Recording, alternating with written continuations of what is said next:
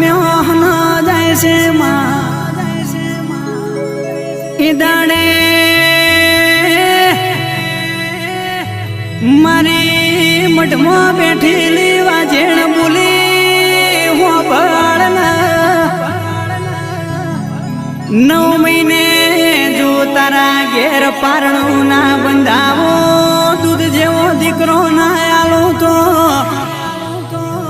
તારા ઘરમાં હું દિવેલ લીધેલું દુનિયા જોણશે નહીં રતના